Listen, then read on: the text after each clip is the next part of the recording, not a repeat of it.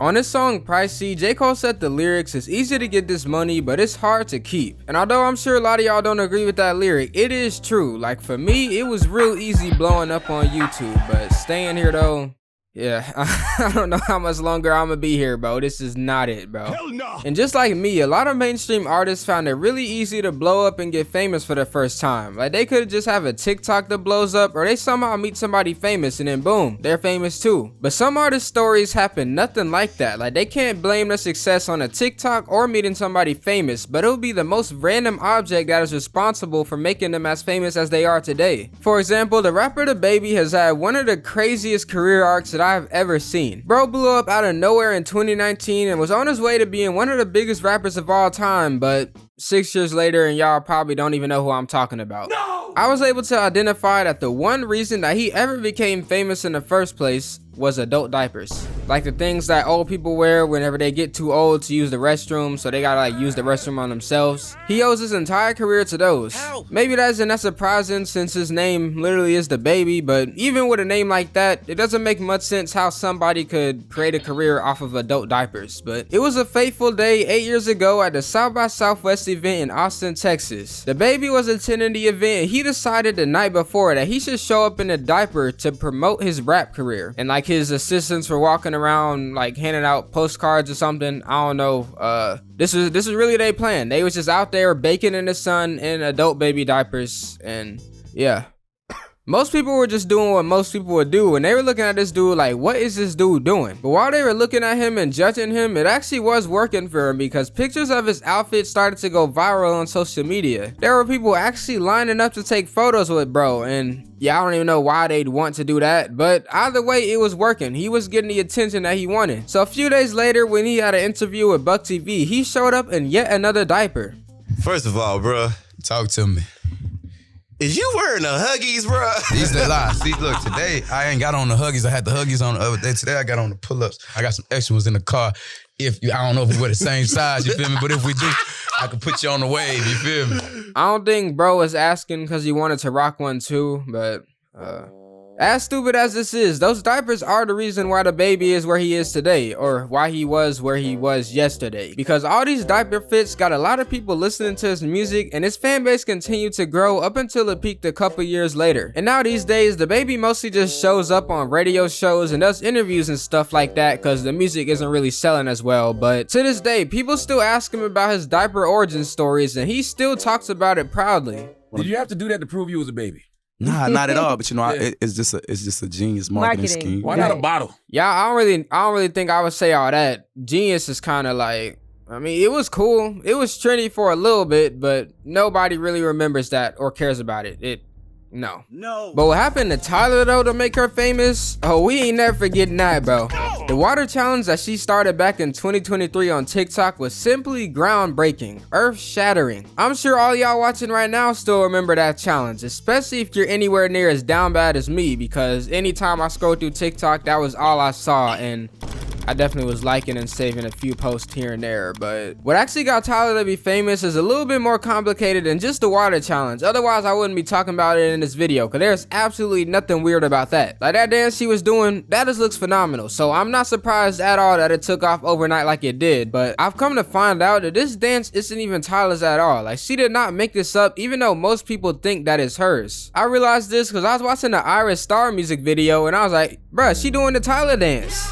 But no, it's actually the other way around. She was doing this dance long before Tyla got famous, and I also found out that even Tyla was doing the dance long before she got famous. Impossible. The TikTok that made Tyla famous was posted on August 20th, 2023, but I saw a TikTok of her doing the same dance 2 months earlier. And in the comments on that same TikTok, everybody was saying that she was dancing just like Iris Star and that she stole the dance from her. And then I did some more research and I found out that that dance is actually called Bacardi, and it started in the 2000s, 20 whole years before either one of them did it. Damn. So it's not Tyla's dance, it's not new, so then what is so special about it that it made her famous? Water bottle.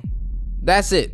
The difference between Tyla doing this dance and everybody else doing it that made her famous is the fact that she decided to pour a water bottle on her back while doing it. And she literally came up with that idea the night before, just like how Dababy did with his diapers. Why I was just like, let me pour water on my back. Like, let's take it to the max. Like, we need this video to travel. Hey, travel it did. I seen it, you seen it, your mom seen it, we all seen it, and it was all because of the water bottle. Oh God. I'm not trying to say she didn't have to work hard though, because of course she was performing at a concert already, so clearly she had done a lot of work to get to the position she was at, but yeah, the water bottle did the finishing blow. She even admitted that the bottle was responsible during an interview that she had at the Grammys last year. What would you say is the smartest thing you've ever done? Pour water on my back on stage. What would you say is the dumbest thing you've ever done? Not do it sooner.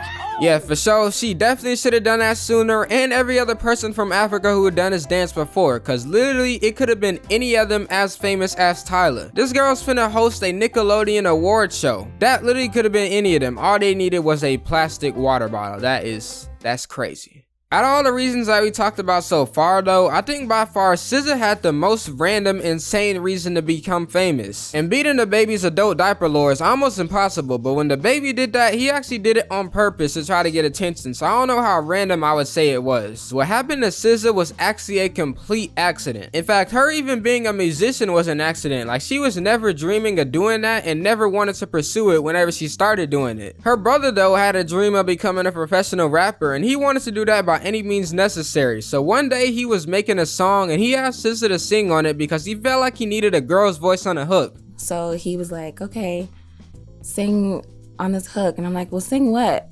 And then he's like, well, just sing, like whatever you feel. And that was weird. Even though she thought it was weird, she still ended up singing on a song, and this was it.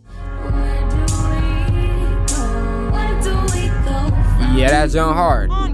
Her and her brother ended up making a few more songs together because he thought she sounded pretty good, and he was right. I mean, SZA, she can't miss, not even when she making some bootleg SoundCloud songs at the crib with her brother. Some of SZA's friends also heard her songs, and they were trying to push her to becoming a singer full time, but she still wasn't trying to do that. She was just helping out her brother do his songs, and that was all she was gonna do. Instead of pursuing singing, she was just doing what everybody else does. She went to like college, got a job, had some time where she didn't really know what she was trying to do with her life, but she eventually decided that she wanted to go into fashion, so she attended the Fashion Institute of Technology. And after she finished going there, she went to work at a fashion brand called 10 Deep, and I don't know if like their clothes are just trash or something, but I've never heard of this company before. I think they like just went out of business, but it actually was a big enough brand back then that they were selected to make clothes for a Kendrick Lamar concert. And as a gift, the leaders of the brand decided they were going to give some extra merch to the leaders of Kendrick's label, TDE, and they sent SZA to deliver the merch to them. I'm not really sure exactly what their motive was for making her do it, but she probably was like their most attractive employee, so they thought she would be a good representative for the business.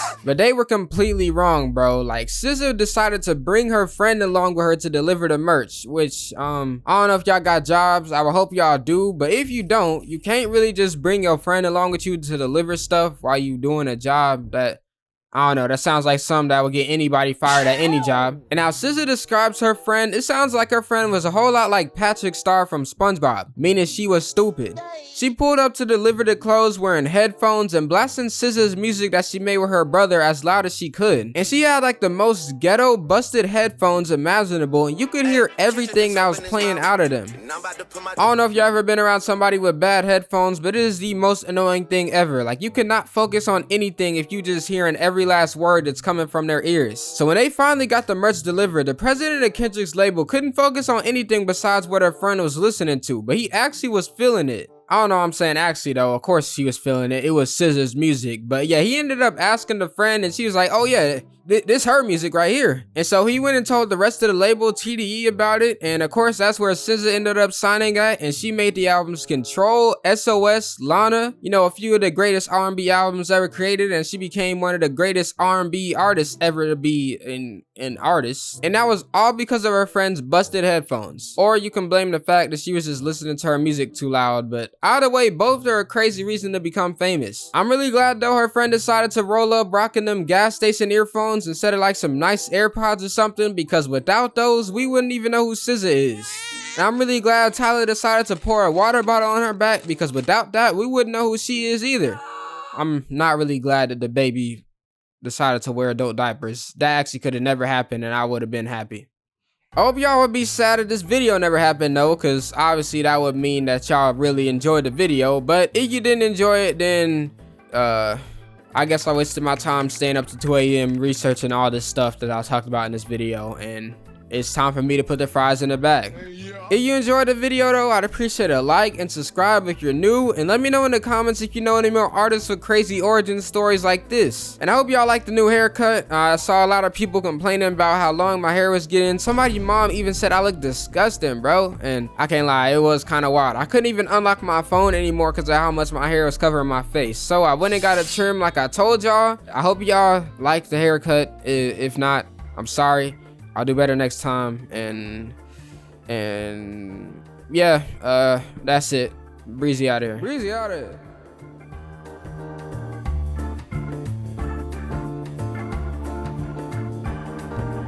Oh, and I'm serious about that fries in the bag thing. I hope y'all know that. I don't know how much longer I'm gonna be making videos. It's not looking good, bro. But GG's though, GG's.